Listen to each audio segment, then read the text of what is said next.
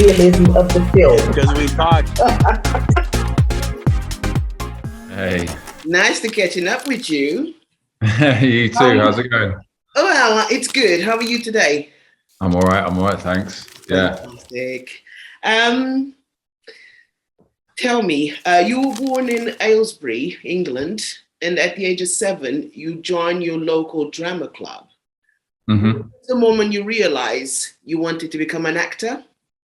Pretty much straight away, really. Yeah, it was. We had.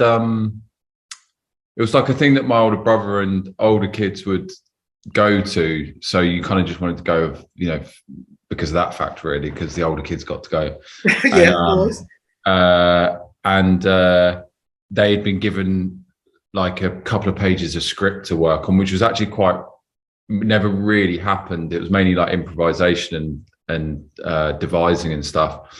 But this week they've been given these couple of pages of script. So me and my friend got hold of this script, and you had to like prepare it for that week. And I always remember it was like some bonkers thing we came up with because we didn't understand really what we were reading. So like each character we just thought had to be like different and defined. So, and I think it was set on a spaceship or something. We had one that was like a tennis player, one that was a footballer, like just because we were like, oh, they're different characters. But yeah, it was kind of straight away. As soon as kind of you get that response from an audience, I think hearing, laughter, kind of getting that immediate reaction to things that you're doing was just a buzz, really. And I just was like, oh yeah, that's me. This is what I want. yeah. And I remember like when I was younger, I kind of just assumed everybody wanted to be an actor, like because I was like, well, it's obviously what everyone would want to do because it's the best thing ever. So yeah, it was pretty much straight away. Oh, fantastic! Well, I wanted to be a singer, not an actor. Yeah, I didn't. That way. Still time. You can sing every day. Oh yes, exactly. My son loves it. You're best known for your role in Marvel's Agents of S.H.I.E.L.D. Top, love it. As a series regular lens hunter. But you've also appeared in Trolleyed, which I love the expression trolleyed, really do. And so it's like, oh, are you okay? Oh no, I'm completely trolleyed. Love it.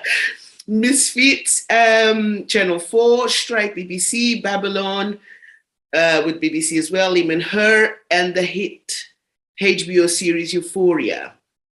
Out of so many great roles you've performed as an actor, which one was your favorite and why? I don't know, it's hard to say really, because you kind of different reasons for each one. Sometimes it's kind of like the environment you're in, which is what you love about the job. We certainly doing Agents of S.H.I.E.L.D., suddenly like living in LA and kind of enjoying that side of things was really great fun. And then kind of as far as the roles go, I mean, it's always fun when you're playing something a bit further away from yourself or a bit more to the extremes of things. So, just like Close to Me was fun because it was just, I got to have, fun with his character and be mischievous. And I guess like Him and Her, that had an element of that. Like he was just a bit of a bastard, really, that character. So it was fun to play that. And then it gives each scene something because you're generally in conflict with people, or somebody doesn't want you there, or someone wants you to shut up, and it kind of gives you a little mountain to climb, and that's always fun. But then I say like Babylon was such a great thing to be a part of. Like I really loved that as a show, and it was a cool role. I was very lucky with that role, and but then again, you look back on some older things, you think, oh, I probably would have done it differently now, like with a bit more experience. I think certainly as I've spent more time working professionally, you get a bit more bold, I guess, and a little bit more kind of comfortable with what you're doing and stuff. So yeah, it's hard to pick one. Yeah. Thank you. You have made your professional stage debut at the Priory at the Royal Court Theatre as Adam, and also performed in Women Beware Women, the National Theatre, the Duchess of Amalfi, Royal and Durngate Theatre, The Boy on the Swing, to name a few. What do you find more challenging, screen or stage? I mean, it's really hard. They're like kind of two different jobs, really. Like it's a real kind of different discipline, and I guess the thing is when you're doing screen is there isn't necessarily the time. You don't get loads of time to rehearse and kind of work out nuances and stuff. You've got to bring a lot to the table already and work kind of quickly, regardless of how big the budget is really, and you're not getting kind of weeks and weeks of rehearsals to explore a character. Mm-hmm. But then that can kind of be quite freeing in a way, because it's just kind of, you get sort of one day to try this thing out, or you're kind of really intensely focusing on one kind of tiny little section. But then as soon as you throw an audience into the mix with theatre, it can, I don't know, I wouldn't necessarily say it's like it's a different challenge, it's just a different experience. It's kind of getting that visceral response from an audience can be sort of fuel. So it's kind of like doing two different jobs almost. I can't really compare them directly a lot of the time. Mm-hmm. And even things like the experience of being in that company, if you're spending weeks and weeks with the same people rehearsing, it does create a real bond, you hope. And then when you're on screen stuff, you get that, but you can easily, there could be other characters that are just as bigger roles in the project you're doing, but you just don't cross paths, so you never meet each other. Okay. So as far as like a chat, yeah, it's just very different jobs. Just very different jobs. I think it's the togetherness of working in a theatre set, I suppose. Yeah, and you're so dependent on each other in that moment, because it's like all the balls are up in the air kind of thing when you're on stage, and any little kind of slip, you've all got to be there to kind of work your way through it. Whereas in screen, you're relying on a huge kind of team of people that can all there to sort of make you look as good as possible. I don't mean sort of literally, but kind of make your performance pop as much as possible, and you can always cut and go again. Yes. Whereas you don't get that chance on stage. No, you don't. Thank you. Every industry, including the entertainment industry, is full of competition. What do you do to stand out amidst the competition? I mean, the thing is, I think if you start thinking of it like a competition, then you're going to go nuts, because there's so many different variables that you're not in control of as an actor, that it would be crazy to see it as a competition. Because for one thing, it's like there's only one of me, and it's so specific to you, each kind of performance, that you can't really see yourself as in competition with somebody else, because how many people are going to do that role the exact same way you did it? It's just generally, it's like when you lose out on jobs or you get the job yourself, it's just, there would have been 100 other people that would have done it just as well. They'd have just done it differently. Mm-hmm. And I mean, if you think of it like a competition, then you kind of go, okay, well, who is it I'm competing against? How do I sort of study my opponent?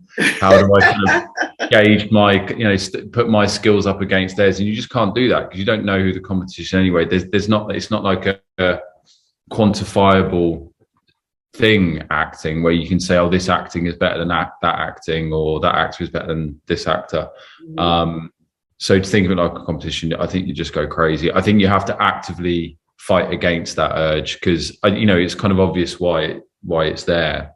Yes. And particularly with a job that's so kind of public facing, it's very apparent, and so on. But you've got to avoid that. You just go mad. I mean, I think that's probably good advice for any kind of job, really, but particularly in acting, because like I say, you're out of control of so many of the variables.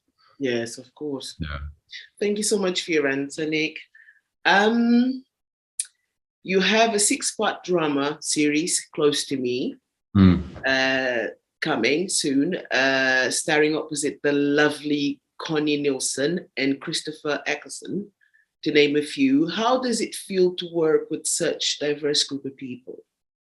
How do you mean? Just like how it was working with all that group of actors? Yes. Yeah, yeah, they were really, really good bunch. I mean, everyone kind of brings their own thing to it. I really You like know, her. She's super.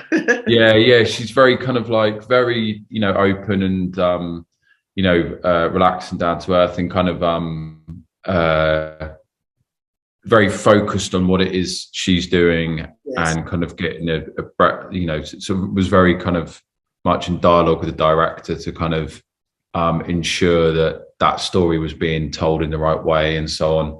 And then so like Chris is great to have on set. He's very kind of very generous as an actor and kind of is really always kind of thinking, how do we make this scene better, and kind of throwing things in to kind of help improve the scene. So it's kind of nice to watch someone like that work. Like there was one bit in particular which kind of stuck with me where we were doing a scene where there was kind of I think he's like slightly rude to me, or kind of says something that's slightly cutting to my character, and then Rosie, who played my girlfriend, and Connie's character, are kind of reacting with sort of, he's slightly shocked at what he said. And as we're working our way around the room doing the coverage of it, obviously that reaction gets a little bit stale because they've done it 10 times. When it was on, I can't remember whose coverage, Chris just changed up what he said, and I won't repeat what he said, but it was very rude, just to kind of give them that moment again of like, what? Like, I can't believe you just said that.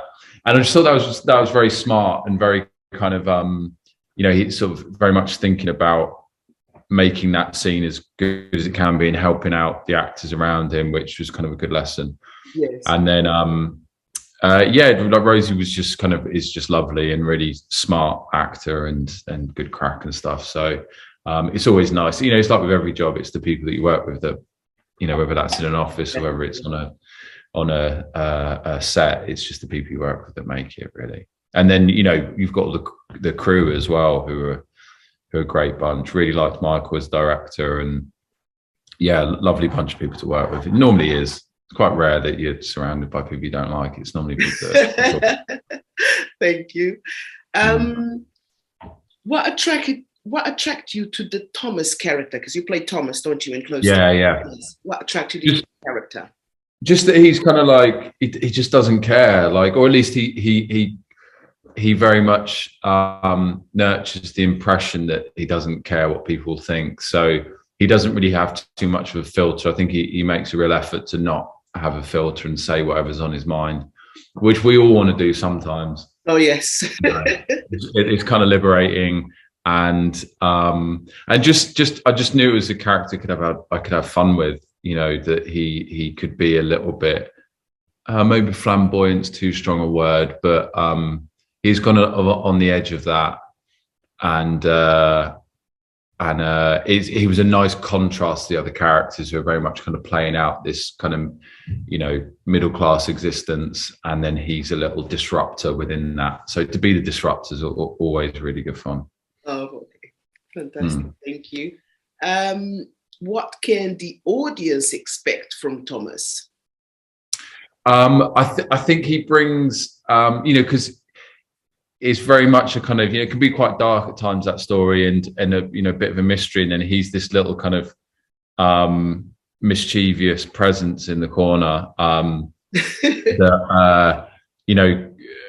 like I said, he's just disrupting everything, and kind of I think it'll be interesting to see whether people just think he's a complete prick or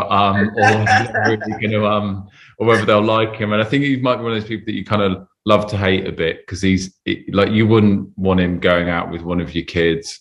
You probably wouldn't want your kids hanging out with him.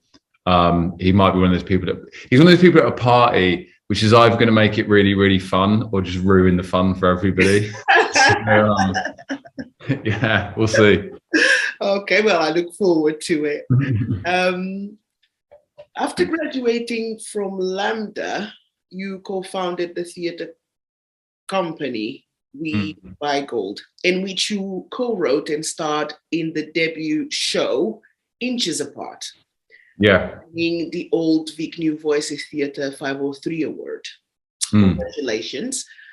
How do you feel to receive an award for something you wrote and starred in? Well, yeah, I mean, it was that stuff. When you create something, it's always far more satisfying. And that was created with a bunch of friends from drama school, and who, you know, we all created it together. And when there's something like people always kind of, it's quite a common question of like, oh, what you know, what is it? What makes you want to be an actor? What do you love about acting? And always hear quite often people say like, oh, I'm a storyteller, and always say about storytelling. And I think I've probably given that answer before, but just because I've kind of gone, I don't really know how to answer that question. But then as I've thought about it more, I think it's more to do with communication.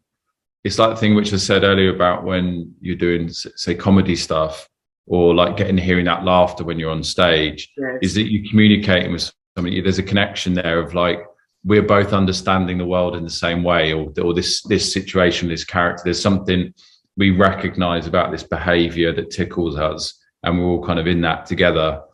And so then when you've created something or written something, come up with it yourself, I think it just enhances that feeling of connection with people, and you know, it's a bit of a buzz getting to people to see things kind of through your perspective, and hopefully going along with that ride. And I guess when things work, it's because the perspective that you're bringing can be like a unique perspective that surprises people, and they engage with it, or it's something that they kind of recognize and maybe haven't articulated themselves, or kind of are getting reassurance from the way that you're presenting it. So that side of it is great. And I was just really proud of everybody as well. Like, it was a, you know, good bunch of talented people, and we were a little bit of an outlier for that because it was a devised piece. So I think all the other entrants were probably more traditionally written scripts that they handed in, whereas we went and performed like a mini 15-minute version of this idea we'd come up with. And it was kind of very different as well. It was very inventive, with lots of kind of physical theatre in it and stuff. So yeah, it was good fun doing. And then unfortunately, well, you know, double-edged sword really, I got part way through it, I got a BBC series and had to kind of like step back a bit from it, which was a bit of a shame.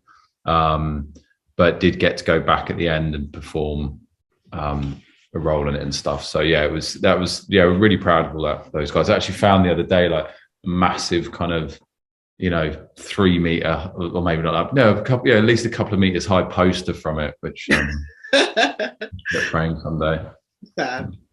Thank you. Which of the fictional characters you have played as an actor would you be most excited to meet in real life? Oh man, that's interesting. I have to think through all the different characters. I mean, I think Thomas in Close to Me would do my head in. I don't think I'd get off him. I'd stay well clear of him. I'd spot him a mile off and be like, no, that's not for me. And then, I mean, I think my character in Agents of S.H.I.E.L.D. is quite fun and quite chilled. I think I'd probably get on with him. And then there's probably like smaller little roles that I've done, or like smaller projects where they're quite fun characters. But as far as like being friends with any of them, I don't know.